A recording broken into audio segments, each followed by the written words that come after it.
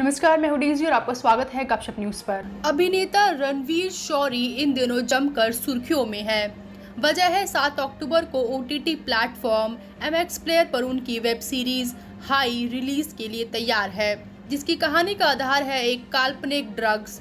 High के promotional interview के दौरान नवभारत टाइम्स ऑनलाइन के हुए बेहद खास एक्सक्लूसिव बातचीत में रणवीर ने कई मुद्दों पर खुलकर बात की। ग्रुपिज्म, गैंगिज्म, नेपोटिज्म को लेकर चल रही बहस को अपने शब्दों में अलग ढंग से समझाते हुए कहा कि दुनिया भर में सभी तरह की इंडस्ट्री में कॉर्टिलाइजेशन के लिए बड़े कानून बनाए गए हैं, लेकिन बॉलीवुड को अब तक इंडस्ट्री का दर्जा नहीं मिला है। इस वजह से इंडस्ट्री कोई लिए बनाए गए कानून यहाँ काम नहीं करते हैं। इसी वजह से बॉलीवुड के बड़े लोग खुफिया तौर से कॉर्टिलाइजेशन खूब कर रहे हैं। रणवीर समझते हुए कहते हैं, बॉलीवुड यानी हिंदी फिल्म इंडस्ट्री को लेकर हर रोज अखबारों में जो नेगेटिव हेडलाइन बनती है और इस वजह से इंडस्ट्री की जो बदनामी हो रही है, इसकी सबसे ज़्यादा जिम्मेदारी मीडिया है। नेपोटिज्म को लेकर जो ये बात हो रही है कि एक फिल्म परिवार अपने बेटा बेटी या भतीजे का करियर बनाने के लिए करोड़ों अरबों रुपए लगा रहे हैं, तो हम जैसे आउटसाइडर को क्या तकलीफ है। मैं आपको ये समझा दूं कि बात करोड़ों रुपए लगाने की बिल्कुल भी नहीं है, यहाँ बात रेप्यूटेशन सौंपने की हो रही है। इस लोगों को अच्छी तरह से समझना होगा बात क्या है। किसी ने मुझे नेपोटिज्म को समझाते हुए कहा कि एक नाई की दुकान है तो वह अपनी दुकान अपने बेटे को देना, ना कि शहर के सबसे अच्छे नाई को। मेरा कहना यह है कि आप दुकान दे रहे हैं, उस पर कोई कुछ नहीं कह रहा है। आप अपनी वेल्थ अपने बच्चे को दे रहे हैं तो उस पर थोड़ी ना कोई उंगली उठा सकता है। बॉलीवुड में होता कि संपत्ति के साथ साथ पूरी प्रतिष्ठा, प्रसिद्धि, ख्याति दे दी जाती है।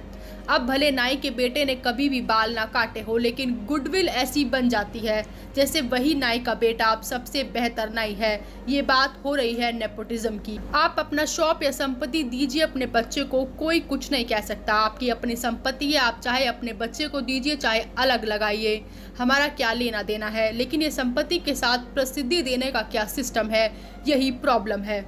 फिल्म इंडस्ट्री में कुछ चीज़ें जैसे काबिल होने के बाद भी फिल्म से निकाल देना, रोल काट देना, पैसे कम देना या ग्रुपिज्म, गैंगिज्म, नेपोट जैसी बातें खुल्लम खुल्ला नहीं होती है। ये सब बातें पर्दे के पीछे की जाती है।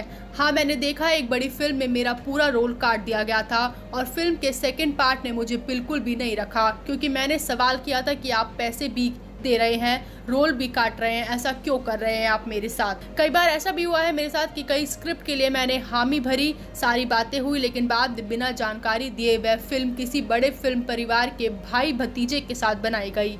मैंने ये भी देखा है कि यदि आप कोई मल्टी स्टारर फिल्म में बड़े दिल से काम कर रहे होते हैं तो बड़े निर्देशक 5 बड़े लोगों का नाम लिखते हैं, लेकिन हमारा नहीं, आपको साइडलाइन कर देते हैं। मैंने ये भी महसूस किया है और देखा है अवार्ड्स में भी अच्छे कलाकारों को नोटिस नहीं किया जाता, सिर्फ भतीजे भांजों को नॉमिनेशन मिलता है और भी बहुत कुछ देखा है।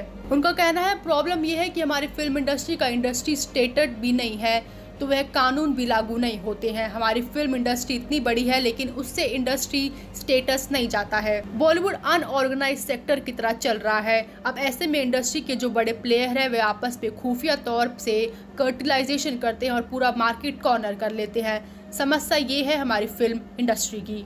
वीडियो अच्छी लगी हो तो वीडियो को लाइक करें, शेयर करें और चैनल को सब्सक्राइब करें। तब तक के लिए धन्यवाद।